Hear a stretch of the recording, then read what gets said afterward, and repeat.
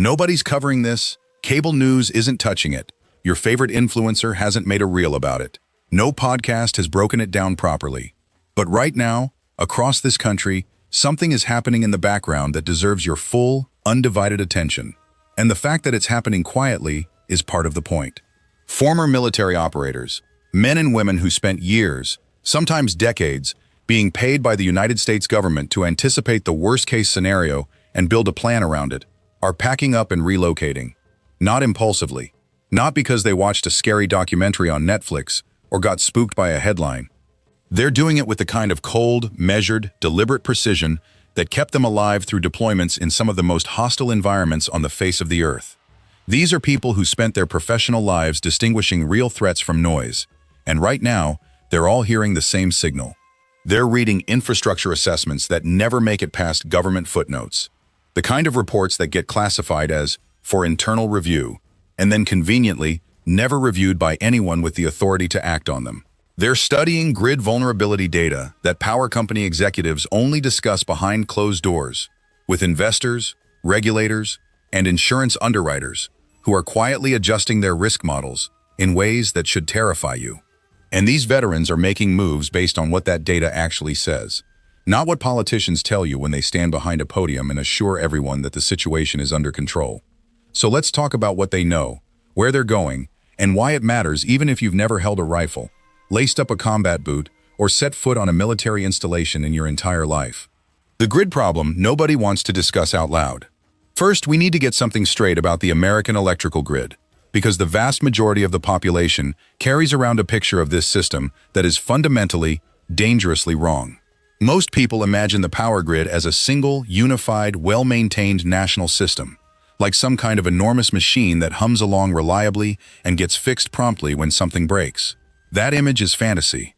The U.S. power grid is not one system. It never has been. It was never designed as one system. What you're actually depending on for every aspect of your modern life is three separate interconnected networks. The Eastern Interconnection, covering everything from the Rocky Mountains to the Atlantic seaboard, the Western Interconnection handling the Pacific side of the country, and the Texas Interconnection doing its own thing entirely because Texas has always insisted on operational independence from the federal grid, for better and for worse. All three of these systems are aging in ways that should make your stomach drop. The large power transformers that serve as the structural backbone of this entire network, the critical nodes without which nothing else functions, average over 4 decades old, 40 years. These aren't commodity parts you can order from a supplier catalog and have on a truck by Thursday. They're custom manufactured units, built to specification, frequently produced overseas, in countries that have their own supply chain pressures, production backlogs, and geopolitical complications. When one of these transformers fails catastrophically, you're not looking at a 2-week repair job. You're looking at an 18-month replacement timeline, and there are no backup units sitting on warehouse shelves somewhere waiting to be deployed in an emergency. They simply don't exist in any meaningful quantity. The entire system operates without a safety net for its most critical components. A previously disclosed FERC evaluation, the Federal Energy Regulatory Commission, the people whose literal job is to assess this, reached a conclusion that should have been front-page news across every media outlet in the country for weeks. A coordinated strike on as few as 9 strategically selected substations could take down the grid for a period measured not in hours, not in days, not in weeks, but in months, stretching past a year. Let that number actually land. 18 months, without electricity, across major portions of the United States of America. That's not a bad weekend. That's not even a rough hurricane season where you eat canned food by candlelight for a few days and then the trucks show up. That's a civilization-level systems failure that cascades into every single thing you depend on to stay alive. Water purification stops because treatment plants run on electricity. Food distribution halts because refrigerated trucks, warehouses, and point-of-sale systems all need power. Medical care collapses because hospitals run out of generator fuel within days and pharmaceutical supply chains cease to function. Law enforcement can't communicate, can't dispatch, can't coordinate. Sanitation systems fail, creating conditions for disease outbreaks that modern Americans have never experienced and are completely unprepared to manage. Communication networks go dark. No cell service, no internet, no way to know what's happening beyond your line of sight. Every single one of those systems runs on electricity, and every single one of them has zero meaningful contingency plan for an 18-month outage, because nobody in a position of authority has been willing to spend the political capital required to acknowledge the problem publicly and fund the solution. And coordinated attacks aren't even the only threat vector we should be worried about. Cascading failures from extreme weather events are growing in both frequency and severity, and the grid was never engineered to handle the thermal extremes, wind loads, and flood conditions that are now occurring regularly across the country. Cyber vulnerabilities in the SCADA systems that control grid operations were designed and deployed decades before anyone imagined a world where hostile nation-states, criminal syndicates, and non-state actors could target critical infrastructure through a computer screen from the other side of the planet. These systems were built for a world that no longer exists, and retrofitting them with modern security is a project that's been discussed endlessly and funded inadequately. The Metcalf sniper attack in 2013 proved in vivid, undeniable terms how laughably easy it is to inflict catastrophic damage on critical grid infrastructure with nothing more sophisticated than a rifle. Somebody, and to this day nobody knows who, walked up to a transformer yard in San Jose, California, and methodically shot up 17 transformers with rifle fire. They caused over $15 million in damage. They knocked out systems that took weeks to repair. And they were never identified, never caught, never held accountable. That was over a decade ago, and the fundamental vulnerabilities they exploited have not been meaningfully addressed at the national level. The response was studies, reports, hearings, and recommendations, not hardened infrastructure. The 2021 Texas winter storm demonstrated in real time, in a developed American state with substantial resources, what happens when just one segment of the grid buckles under conditions it wasn't designed for. Hundreds of people died. Millions went without power and clean water for days. Pipes burst in homes across the state. People burned furniture for warmth inside their own houses. And that was a temporary, localized failure with a known endpoint. Everyone knew the cold would break, the grid would come back, and normal operations would resume. Now take that same scenario and remove the known endpoint. Imagine the same failure with no clear timeline for restoration and no neighboring region capable of stepping in because they're dealing with their own version of the same problem simultaneously. That's the scenario these veterans are planning for, not because they enjoy imagining worst cases, but because their entire career trained them to prepare for the most dangerous realistic outcome rather than the most comfortable one. When veterans look at this data, they don't see a political talking point or a debate topic for cable news panels. They see a threat assessment, the same kind of threat assessment they performed before every operation in every deployment they ever served. And when you run a threat assessment, the next step isn't to argue about it online, post about it on social media, or wait for someone else to fix the problem. The next step is to position yourself and your family where the threat has the least impact on your ability to survive. That's exactly what they're doing. Quietly, methodically, without waiting for permission. How they choose, the tactical checklist. The methodology these veterans use for selecting a relocation destination isn't mysterious, proprietary, or based on gut feelings and YouTube recommendations. It's the same analytical framework they applied in combat zones and forward operating bases around the world, adapted for domestic application. They evaluate terrain, both for its productive capacity and its defensibility. They assess population density and calculate what happens to resource availability when supply chains fail and people can't leave.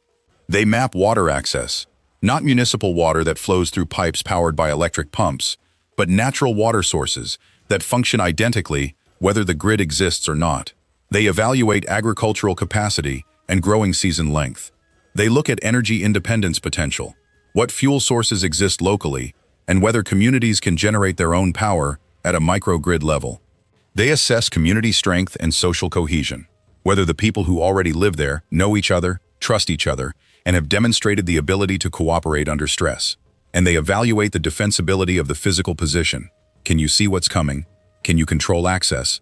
And does the terrain work for you or against you? Every single one of those factors gets weighed against a scenario where centralized infrastructure, electrical power, supply chains, emergency services, law enforcement response, communications networks, and federal coordination stops functioning for an extended period of time. Not for a weekend. Not for the duration of a hurricane, for months, possibly longer. They also look at something that most civilian preppers and survivalist content creators completely ignore, And it might be the most important variable in the entire equation, the cultural baseline of the existing population. A region's physical resources, water, farmland, timber, game, mean absolutely nothing if the people living there have no tradition of using them, no social structures for cooperation and mutual aid, no practical skills that function without modern convenience, and no willingness to adapt rapidly when the systems they've always depended on disappear. The human element isn't just one factor among many in this equation. It's the multiplier that determines whether every other factor actually translates into survival or just looks good on paper.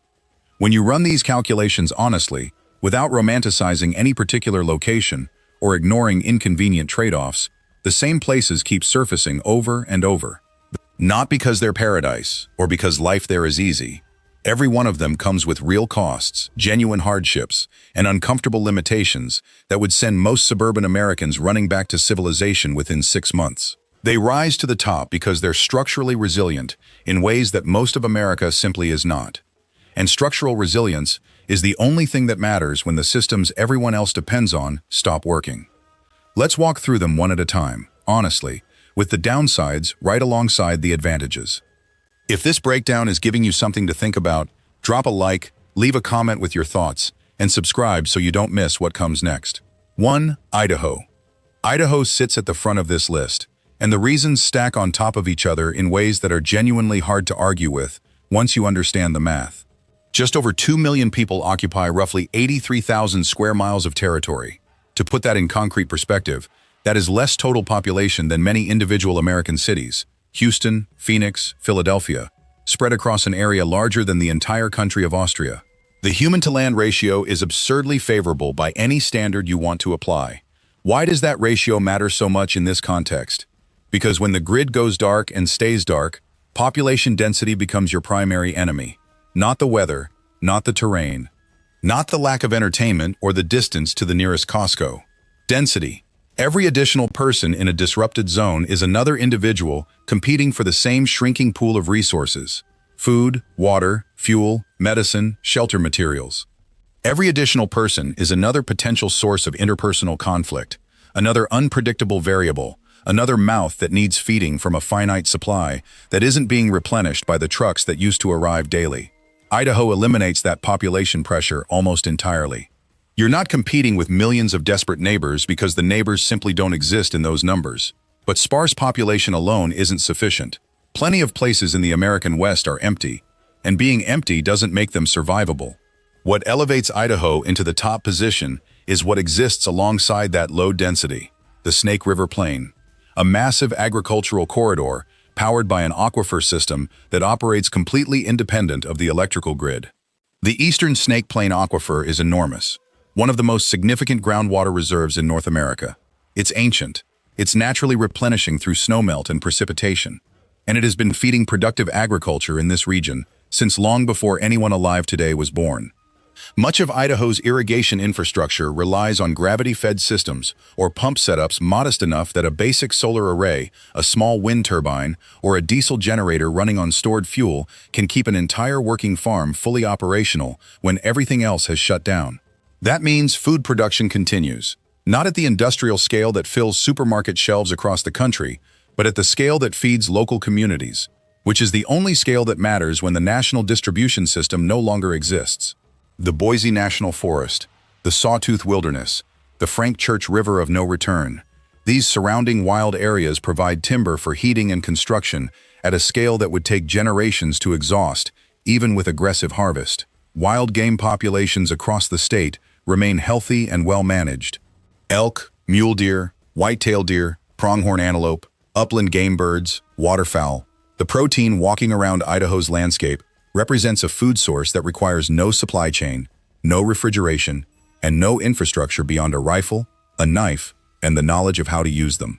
The fishing in Idaho's rivers, streams, and high-altitude lakes adds another protein dimension that operates year-round with nothing more than basic equipment. The culture in places like Twin Falls, Bonner's Ferry, Salmon, and the scattered communities along the Salmon River corridor skews heavily toward practical self-sufficiency. Not as a political identity or a lifestyle brand you perform for social media, but as the default operating reality of daily life. Your neighbor in rural Idaho knows how to butcher an elk from field to freezer without consulting a YouTube tutorial. They know how to repair a well pump, maintain a wood stove, chain up their truck in November, and keep a root cellar stocked through January because that's just what living here requires and has always required. The downsides are real and shouldn't be glossed over by anyone trying to give you an honest assessment. Rural medical access is genuinely thin. We're talking about counties where the nearest hospital is 45 minutes to an hour away on good roads, and those roads aren't always good. If you have a cardiac event, a serious injury, or a complicated medical emergency 40 miles from the nearest emergency room on a snow-covered mountain road in February, your survival odds drop dramatically, and nobody is going to sugarcoat that for you. Growing seasons at elevation are shorter than Idaho's agricultural reputation might suggest to someone who's never spent a winter at 5,000 feet. The northern panhandle gets winters that are punishing, extended, and deeply isolating in ways that test even experienced cold weather residents. Veterans who've landed here aren't pretending those challenges don't exist. They've assessed them, planned around them, and accepted them as the cost of what they're purchasing. And what they're purchasing isn't convenience, comfort, or an easy life. They're buying water sovereignty and food production capacity that operates independent of every system that's about to become unreliable. In a world where centralized systems collapse, water sovereignty is the one asset that holds its value absolutely, without exception, no matter what else falls apart. 2. Montana. Montana operates on a completely different kind of strategic logic than Idaho, and understanding the distinction matters. Fewer than 1.5 million people live in the entire state. A population smaller than many second-tier American metro areas packed into a territory that covers over 147,000 square miles. But the real story in Montana isn't the headcount, it's the geography, which does something that no amount of preparation, stored supplies, firearms, or survivalist knowledge can replicate on its own. It makes large-scale human movement through the area extremely difficult by default, without any human effort required to make it so. The Rocky Mountain Front, that massive wall of stone and timber running along the western edge of the Great Plains, doesn't just look impressive from a highway pullout.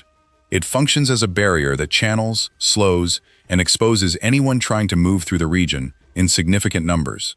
The Bitterroot Range adds another layer of impassable terrain to the west. The Cabinet Mountains, the Swan Range, the Crazy Mountains, the Absarokas. Montana is a state-sized obstacle course that would exhaust and fragment any large group attempting to cross it without established infrastructure and vehicle support. And in a grid-down scenario, that infrastructure stops functioning. You cannot mass migrate through Montana without being observed, delayed, channeled into predictable routes, or stopped entirely by the terrain itself.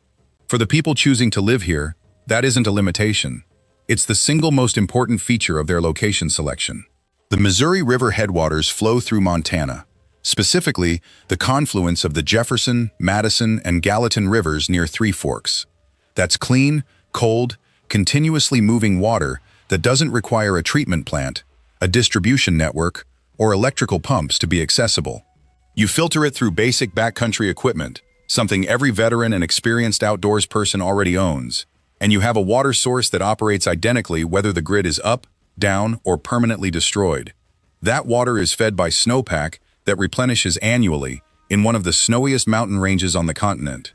Veterans who understand the tactical value of elevated terrain, clear sightlines, and defensible positioning have been purchasing property in the Bitterroot and Flathead valleys for well over a decade. This isn't a new trend that started with COVID or the latest wave of prepper content. The community infrastructure in these areas was built on generations of cattle ranching, horse packing, timber work, hunting, and genuine neighbor-to-neighbor mutual aid that functions because people actually depend on each other, not because it's a nice theory they read about in a book. When external systems fail, when the trucks stop coming, when the power stays off, when the federal response doesn't materialize, the internal system in these valleys has been operating reliably under its own power for longer than most American families have lived in their current state. These aren't theoretical emergency networks that might form under pressure. They already exist. They already function daily. The people in them already know each other's capabilities, resources, character, and limitations through years of shared work, shared hardship, and shared living. Montana's winters are the real test, and they serve as a self-selecting population filter that functions exactly as intended.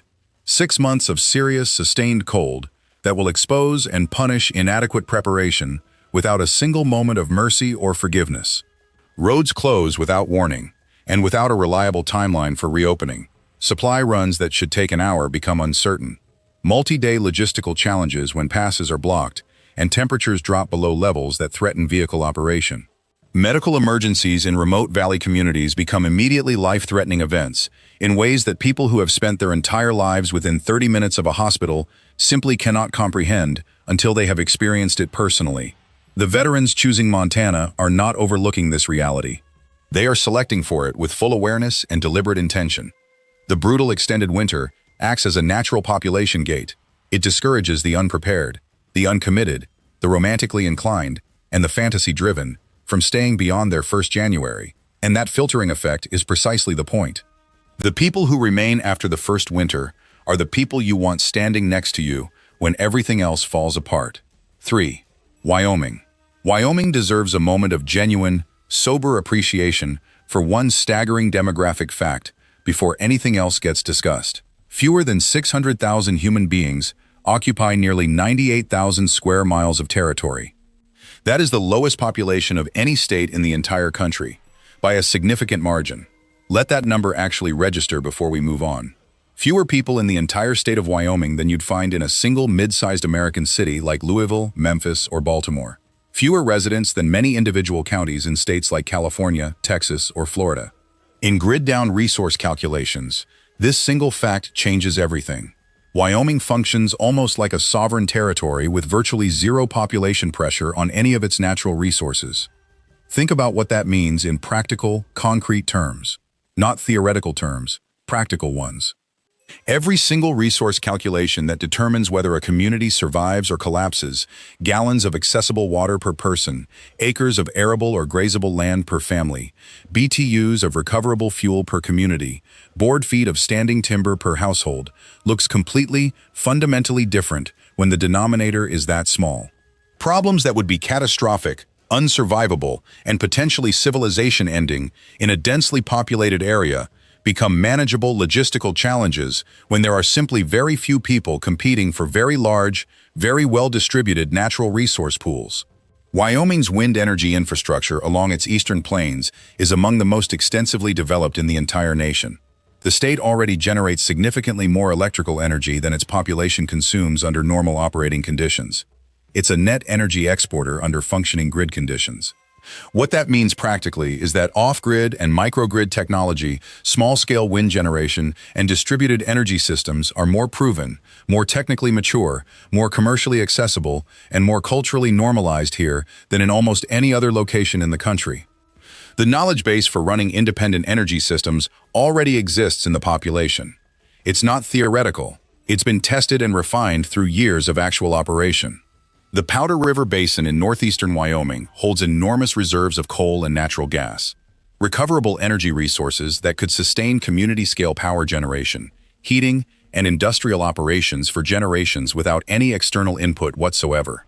These aren't speculative reserves that might be accessible someday with future technology. They're known, mapped, and in many cases already being actively extracted through existing infrastructure. The ranching culture across Wyoming is self-reliant in ways that go far beyond bumper sticker slogans, political identity markers, and the kind of performative independence that plays well on social media but collapses at the first real inconvenience. Wyoming's self-reliance is practical, inherited through generations of ranching and farming families who had no choice but to figure things out on their own, and stress-tested annually by weather that offers exactly zero negotiation, zero flexibility, and zero forgiveness. If you arrive in Wyoming with a complete operational plan, relevant practical skills, adequate material resources, realistic expectations about what daily life will actually require, and a genuine willingness to work harder than you've ever worked in your life, it will sustain you and your family. If you arrive with a romanticized homesteading fantasy assembled from YouTube videos and social media inspiration, it will grind you into the dirt and send you home before spring. That's not an exaggeration for dramatic effect. That's the observed experience of people who have watched newcomers cycle through Wyoming communities for decades. Limited healthcare options. We're talking about entire counties without a single hospital or urgent care facility. A narrow, highly seasonal economy that offers limited employment outside of ranching, energy, and tourism. Winters that push the boundaries of what most Americans consider survivable without the support systems they've always taken for granted. These are not bugs in the Wyoming equation. These are core design features that keep the permanent population at a level where the long-term resource math actually works. Quick pause. If you're getting value from this breakdown, hit that like button, drop your honest thoughts in the comments, and subscribe. Takes 2 seconds, and it helps this reach people who need to hear it. 4. Tennessee earns its position on this list through a combination that is genuinely unique among all the locations we're discussing. Serious, complex defensive terrain, combined with extraordinary freshwater resources, combined with a genuinely moderate, productive climate that doesn't try to kill you for 6 months out of every year. That combination doesn't exist anywhere else on this list in the same balance, and it makes Tennessee one of the most compelling options for people who need the security of mountain terrain without the brutality of northern winters. The Appalachian Mountains running along the state's eastern border create natural fortress geography that flat terrain residents consistently and dangerously underestimate. These aren't simple ridgelines you can walk over with a determined effort. They're complex, layered, ridge and valley systems, folded, faulted, and eroded over hundreds of millions of years into terrain that has historically blocked, channeled, fragmented, and exhausted large-scale troop movements and mass migrations in ways that have determined the outcome of actual military engagements on American soil. The difficulty of moving through this terrain in force isn't theoretical, it's documented military history. The Cumberland Plateau adds a second, parallel tier of natural defensive depth west of the main Appalachian Ridge. It's lower than the primary mountain chain, but equally effective at complicating large-scale movement, creating bottlenecks at river crossings and gap passages, and providing elevated positions with clear observation across the approaches. And threaded through all of this mountainous terrain is the Tennessee River system, one of the most productive, reliable, and well-distributed freshwater networks anywhere on the North American continent. The TVA's extensive network of dams and elevated reservoirs means that even under completely degraded or permanently failed grid conditions, gravity-fed water delivery from higher elevation impoundments to lower communities remains physically possible. Water obeys gravity, not the electrical grid. As long as the dams hold and the reservoirs contain water, and these are massive, well-engineered structures designed to last for generations, communities positioned downstream can access flowing freshwater without any electrical infrastructure whatsoever. The agricultural potential of the Tennessee Valley is substantial and remarkably varied for a region that most people outside the Southeast don't think of as farming country. The climate supports a long growing season, significantly longer than anything available in the northern mountain states, with enough temperature variation through the seasons to support diverse crop rotations, livestock grazing, orchards, and the kind of year-round food production cycle that gives communities genuine caloric independence rather than seasonal production followed by months of dependency on stored supplies. East Tennessee communities carry self-reliance traditions that literally predate the founding of the United States. The Scotch-Irish and German settlers who populated these mountains in the 18th century established homesteading practices and mutual aid traditions that were never fully displaced by the suburban convenience culture that swallowed self-sufficiency in the rest of the country. The terrain itself prevented the kind of large-scale development that homogenizes communities and replaces practical skills with consumer dependency. People in remote East Tennessee hollows still garden, still hunt, still can food, still heat with wood, still know their neighbors at a level of depth and trust that most Americans have completely lost, and they do these things not as a hobby or an identity project, but because the mountains never offered them a convenient alternative. But Tennessee demands surgical precision in location selection, and this point absolutely cannot be overstated. The western portion of the state, particularly the Memphis and Nashville metropolitan areas and their surrounding suburban sprawl, represents exactly the kind of dense, resource-dependent, infrastructure-reliant population concentration that becomes a radiating crisis zone during any systemic disruption. Memphis alone has close to 630,000 people in the city proper, sitting on relatively flat terrain with limited natural defensibility, adjacent to a massive river that becomes a logistical asset for those who control it and a vulnerability for those who don't. Nashville's metro population exceeds 2 million. These are population centers that will generate enormous outward pressure. Hungry, desperate, displaced people moving into surrounding areas seeking food, water, and shelter. The moment centralized systems fail, Veterans relocating to Tennessee understand this dynamic intimately and are choosing eastern mountain communities with extreme specificity and intentionality. The specific zip code within Tennessee matters infinitely more than the state line on a map. A property in the mountains above Irwin or in a hollow outside Greenville is a fundamentally different survival position than a suburban development outside Nashville. And treating them as equivalent because they share a state name is the kind of error that gets people killed. 5. West Virginia. West Virginia strikes most people as an unlikely, even counterintuitive entry on a list like this, and that automatic dismissal is actually part of what makes it strategically valuable. The immediate associations most Americans carry, economic depression, opioid crisis, declining population, infrastructure neglect, are all real, and we'll address them honestly. But those associations blind people to a geographic reality that completely inverts the state's position on the strategic calculus the moment centralized systems stop functioning.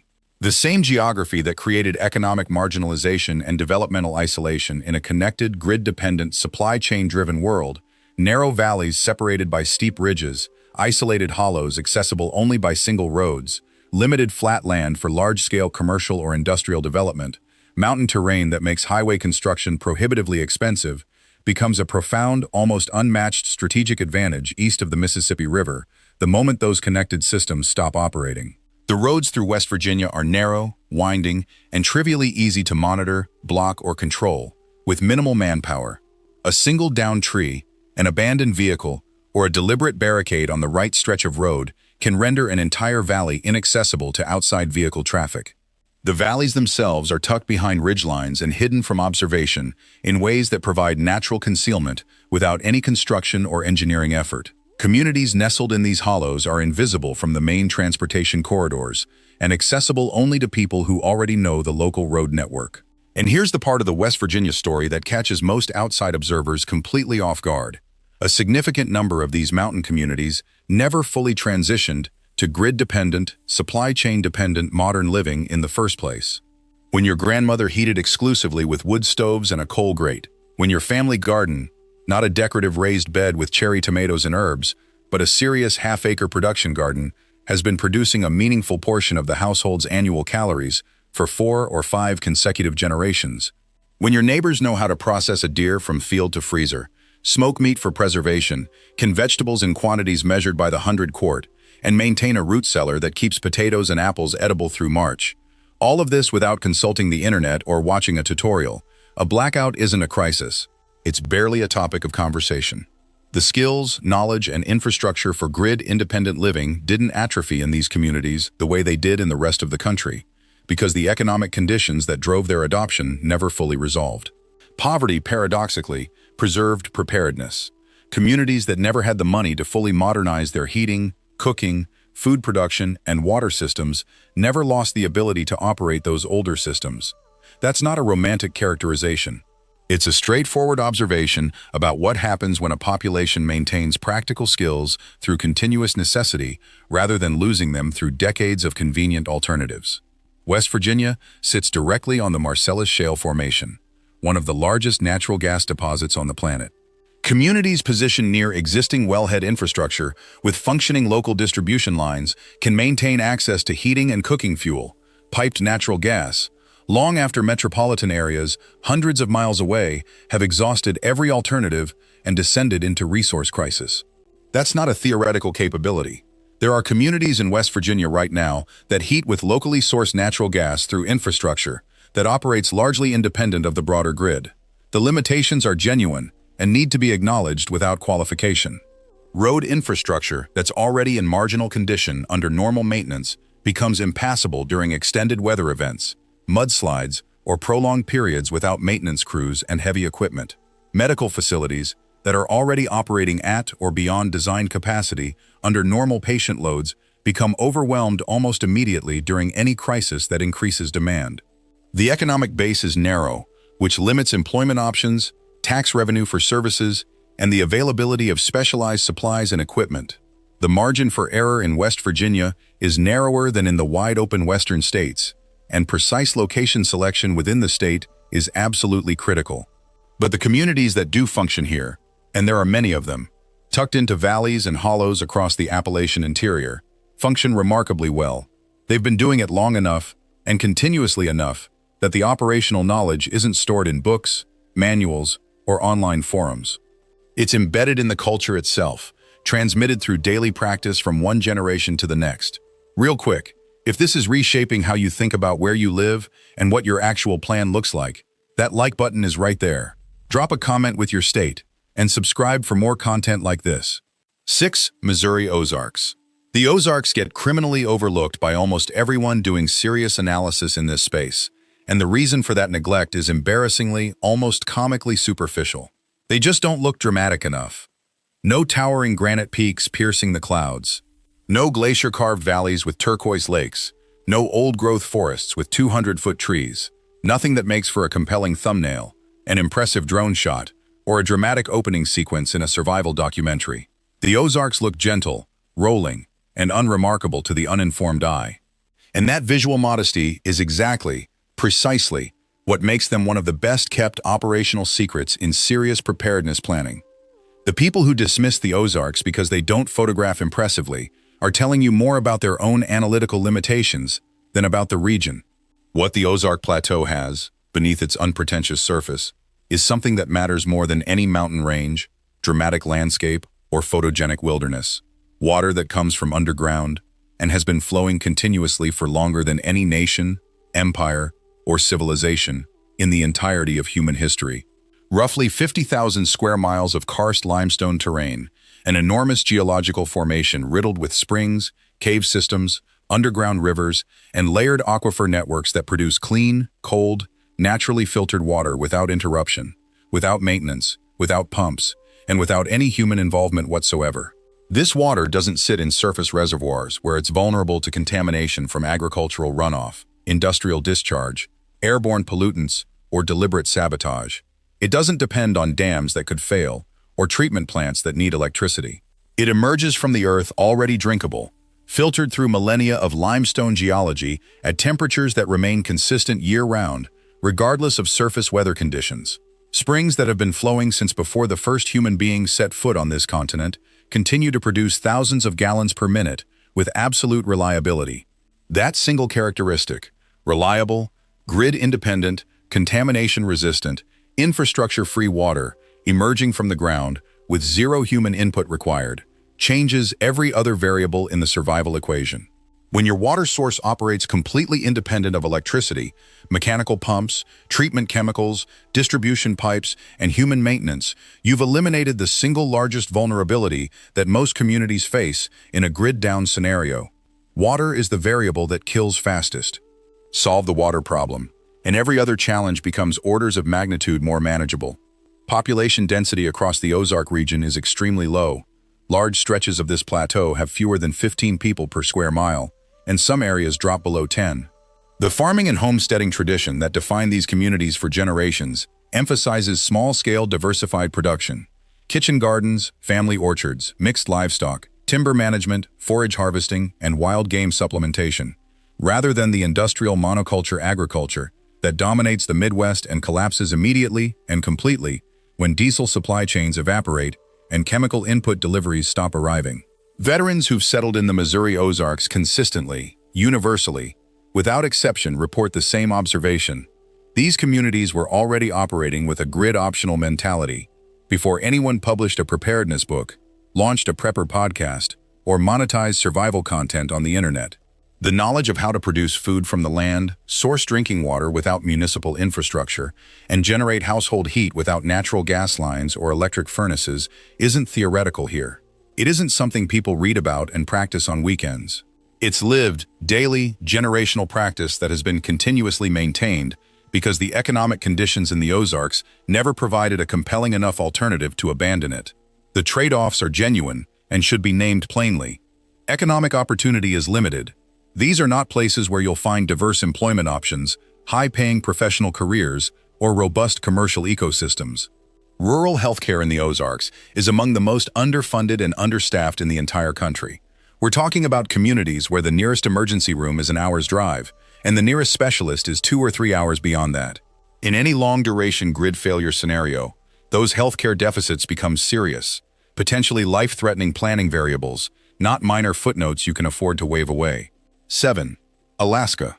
Alaska is the most extreme entry on this list, and it earns that distinction not through drama or romance, but through a simple, unvarnished fact that no other state can claim. Grid-independent living in Alaska isn't a contingency plan, a lifestyle experiment, or an emergency backup scenario. It is the current, ongoing, baseline operational reality for a massive portion of the state's population. Rural Alaska has always existed outside the American electrical infrastructure, not as a choice, but as a geographical inevitability. Communities in the bush, and bush in Alaska, means something very different and far more serious than it means anywhere else. Run on diesel generators, wood-burning stoves, and subsistence hunting, fishing, and gathering that produces genuine caloric self-sufficiency at a scale that no state in the lower 48 can approach, let alone match. The nutritional math in Alaska operates on numbers that sound almost fictional to people in the continental United States.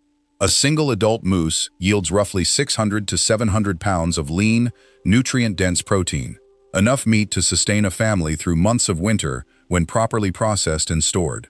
Major Alaskan river systems, the Yukon, the Copper, the Kenai, the Bristol Bay watersheds, produce salmon runs numbering in the hundreds of millions of individual fish annually. This is a renewable, self-replenishing protein source that returns every single year with complete reliability, requiring no feed, no infrastructure, no supply chain, and no management beyond sustainable harvest practices.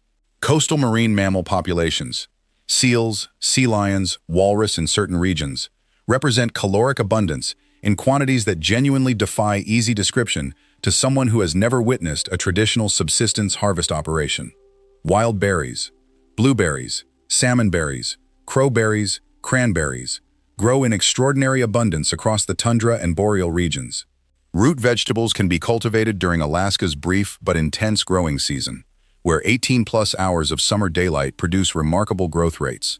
The state's timber resources provide heating fuel and construction material. Geothermal potential exists in volcanic regions. Hydroelectric capacity from massive river systems is substantial, and the sheer physical remoteness of most Alaskan communities from major population centers creates a buffer against the kind of cascading urban refugee crises that would devastate locations in the lower 48 that are within driving distance of metropolitan areas. But Alaska demands absolute, unflinching honesty about what it requires from anyone who selects it as a survival location, and this is where most people's fantasies collide violently with reality. Supply chains that are already fragile, expensive, and weather-dependent under normal peacetime conditions don't merely degrade in a national crisis, they vanish completely, immediately, and without warning.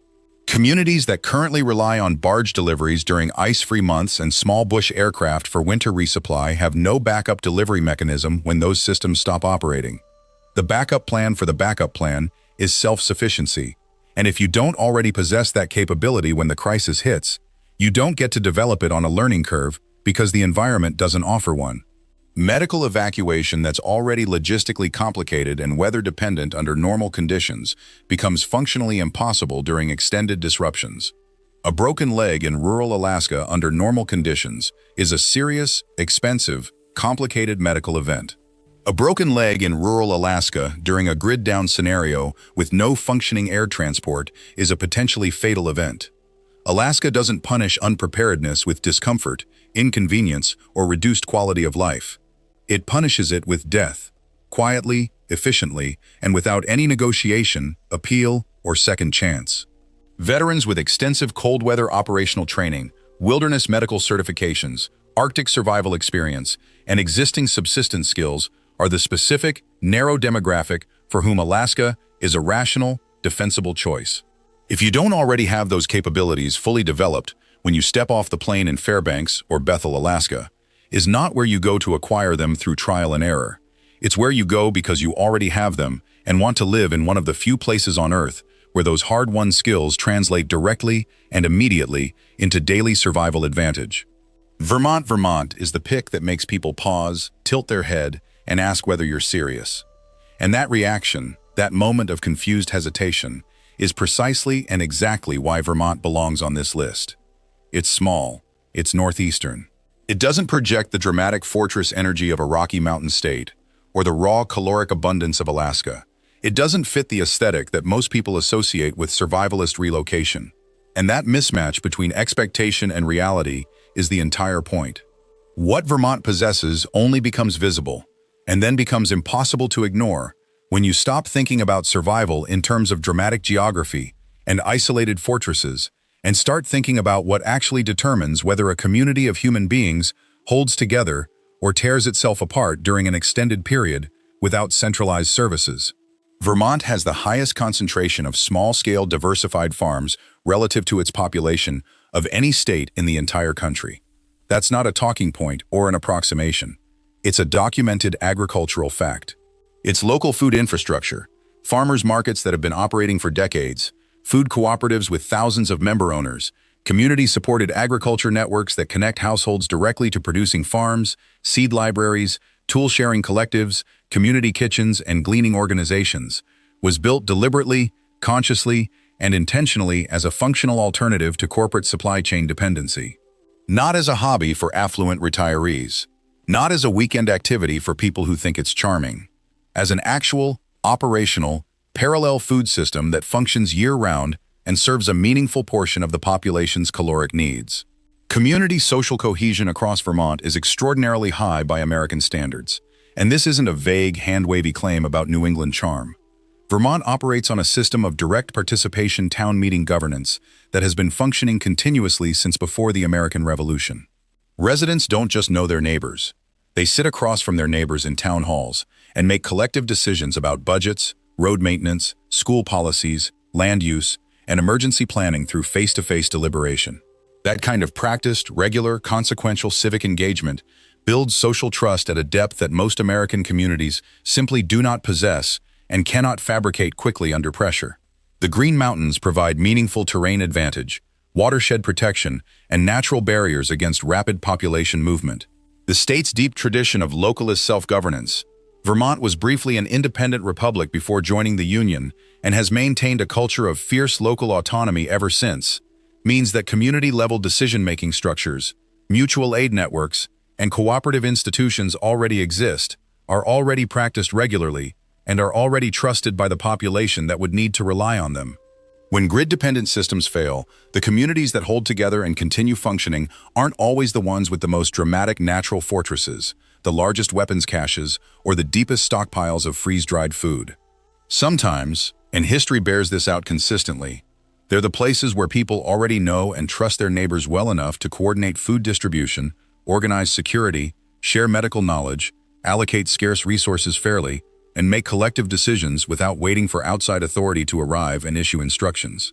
Vermont's greatest survival asset isn't a river, a ridgeline, an aquifer, or a mineral deposit. It's the fact that its social infrastructure, the networks of trust, cooperation, shared knowledge, and mutual obligation, was never fully outsourced to distant, invisible, unaccountable systems that its residents couldn't see, touch, or influence. The growing season is demanding and requires serious advanced planning, cold-hardy crop selection, season extension techniques, and food preservation knowledge that goes well beyond casual gardening. Cost of living has been climbing steadily as remote workers and second-home buyers discover the area. But the relational infrastructure that exists in Vermont, the networks, the institutional knowledge, the demonstrated willingness to cooperate without external direction, is the kind of asset you cannot purchase at any price after a crisis has already begun. It takes years of sustained community participation, trust building, and demonstrated reliability to create. You either have it on the day everything stops working, or you don't. Almost there. If you've made it this deep, you're already thinking more carefully about this than 99% of the population. Like it. Comment with which location surprised you the most, and subscribe so you don't miss future breakdowns. 9. Western North Carolina. The final entry on the original list comes with a geographic qualifier that is critical and non-negotiable, and I'm going to emphasize it clearly because getting this wrong is the difference between a viable survival position and a trap. Veterans are not relocating to North Carolina as a whole. They are targeting its western mountain communities with extreme, deliberate specificity, where the Blue Ridge Escarpment and the Black Mountains create a terrain pocket that is simultaneously naturally defensible, agriculturally productive, water-rich, and climatically moderate, a combination that doesn't exist anywhere else on the eastern seaboard in the same concentration. The French Broad River system, one of the oldest rivers in North America, provides reliable year-round water flow through these mountain communities. The climate occupies a remarkably productive sweet spot that provides genuine strategic advantage. Cold enough in winter for natural food preservation through root cellaring, cold storage, and traditional smoking and curing techniques. Warm enough through a long and generous growing season to produce serious, diverse agricultural output, including fruit orchards, berry crops, and warm-season vegetables that thrive in the elevation band and temperature range of these mountain valleys. The back-to-the-land homesteading communities that established themselves in western North Carolina during the 1970s, drawn by cheap land, mild climate, rich soil, and abundant water, never left. Unlike similar movements that fizzled out in other parts of the country when the idealism faded and the reality of hard work set in, western North Carolina's homesteaders put down permanent, multi-generational roots. Their children and grandchildren continue these practices alongside newer arrivals who share the same practical orientation. They created a cultural foundation where living independently of the electrical grid, growing your own food, heating with wood, and managing your water supply without municipal infrastructure isn't considered eccentric, countercultural, or worthy of comment. It's considered normal. It's just how people live in these hollows. Veterans settling into places like Madison County, the communities around Hot Springs, the hollows surrounding the Nantahala National Forest, or the small towns tucked into the valleys below the Black Mountains aren't pioneering a new movement or arriving as outsiders with an alien agenda. They're the latest wave joining a conversation about self-sufficient, community-based, land-connected living that has been ongoing in these mountains for half a century and that traces its deeper roots to the original Appalachian settlement patterns of the 18th century. The honest limitation worth naming clearly is proximity to expanding population pressure from below the escarpment. Asheville has been growing rapidly as a destination city for remote workers, retirees, and lifestyle migrants, and surrounding counties are getting increasingly expensive as the region's appeal spreads through word of mouth and media coverage. The window for affordable entry into the most desirable mountain communities is narrowing, and it's narrowing faster than most people who are still in the research and planning phase realize. 10. The Dakotas, the pair nobody's watching. Here's an addition that doesn't appear on most conventional preparedness lists but absolutely deserves serious consideration. North and South Dakota together represent a combined strategic position that is remarkably strong when you analyze the fundamentals honestly. Their combined population barely exceeds 1.7 million people across nearly 150,000 square miles of territory, a resource-to-population ratio that competes with anywhere on this list. The Missouri River, one of the longest and most reliable freshwater systems on the continent, runs through both states. The Bakken Formation in western North Dakota holds massive proven oil reserves, with existing extraction and distribution infrastructure already operational. South Dakota's Black Hills region provides timber, abundant game, defensible elevated terrain, and the kind of geographic isolation from major population centers that money can't buy in most of the country. Agricultural output across both states is staggering relative to their populations.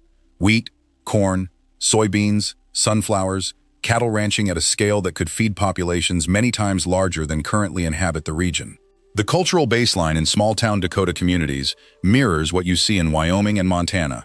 Practical, multi-generational self-reliance, developed through necessity and sustained through continuous practice, not adopted as an aesthetic choice. Winters are savage, extended, and genuinely dangerous. Healthcare access outside the handful of cities, Sioux Falls, Fargo, Bismarck, Rapid City, is minimal at best and sometimes effectively non-existent. But the resource-to-population ratio is among the most favorable in the entire country, and the social networks in smaller communities operate on a level of mutual accountability, shared responsibility, and practical cooperation that most contemporary Americans have not experienced firsthand. 11's Eastern Oregon and Eastern Washington, the hidden interior. Most people's mental map of Oregon and Washington is dominated by Portland and Seattle, urban, densely populated, infrastructure-dependent coastal cities.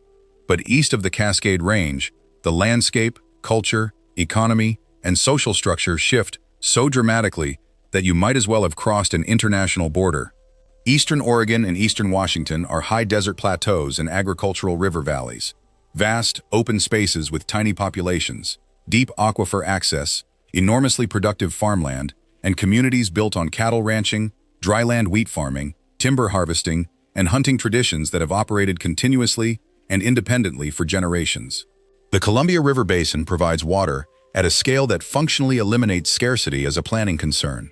The agricultural lands of the Palouse and the irrigated valleys produce food volumes that dwarf local consumption by enormous multiples. And the Cascade Range itself acts as both a physical barrier and a logistical choke point between the dense, resource-hungry coastal populations and the sparse, resource-abundant interior. Mountain passes that are routinely disrupted by snow and weather under normal winter conditions could be rendered impassable for extended periods with minimal effort during a crisis scenario. The communities on the eastern side of those passes have been functionally independent of coastal urban systems for their entire existence. They don't need Portland or Seattle to operate. The reverse is emphatically not true. What ties every single one of these together?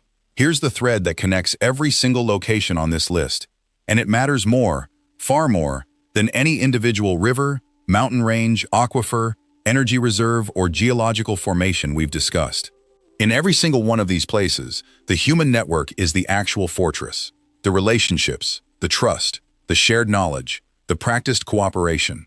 That's the defensive position. Everything else is a supporting asset.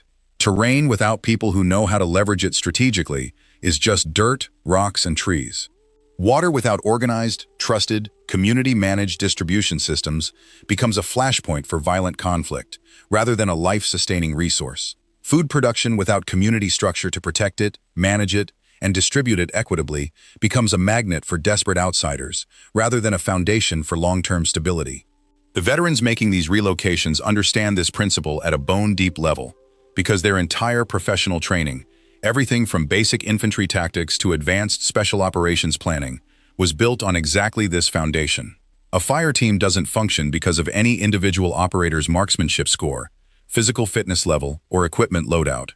It functions because of coordination, mutual trust developed through shared hardship, trained situational awareness, clearly defined individual roles, and a deep understanding of what each person is responsible for and capable of delivering when everything goes sideways. That organizational principle, small, trusted, practiced groups operating with clear roles and mutual accountability, scales directly, powerfully, and reliably to community-level survival. The communities that endure through extended grid failure and systemic collapse will not be the ones with the most impressive underground bunkers, the largest ammunition stockpiles, the most expensive solar arrays, or the fanciest off-grid equipment catalogs. They will be the ones where, on the day everything stops working and nobody's coming to help, people already know their neighbors by first name. They already know who has advanced medical training and trauma experience. They already know who can repair a diesel generator, troubleshoot a solar charge controller, rewire an electrical panel, deliver a baby safely, weld a cracked implement, set a broken bone, identify the edible plants growing along the creek, organize a rotating security watch, manage community food stores, and make difficult allocation decisions without it devolving into violence, because they've practiced working together under normal conditions long enough that cooperation under crisis conditions is an extension of existing habits rather than a desperate improvisation. The bottom line, nobody wants to say out loud, the American power grid will experience significant failure in some form. That is not a prediction born from pessimism, political anxiety, or survivalist entertainment culture. It is the clearly documented, repeatedly confirmed conclusion of every credible infrastructure assessment published in the last 20 years by organizations whose entire professional mandate is to evaluate exactly this question. Physics, economics, geopolitical risk trajectories, climate-driven stress patterns, and the exhaustively documented deterioration of systems built for a fundamentally different era all converge on the same conclusion. The question has never been whether significant disruption is coming. The question, the only question that actually matters for your life and the lives of the people you're responsible for, is whether, when that disruption arrives at your specific location, your personal situation makes it a manageable hardship that you can work through, or an unsurvivable catastrophe that you cannot escape. A metropolitan area of 3 million people without electrical power for 18 months is not an emergency that gets managed through government programs, FEMA deployments, National Guard mobilization, and community resilience. It is, by every practical metric, every historical precedent, and every honest assessment, a death sentence for a significant percentage of that population. Water treatment stops within hours.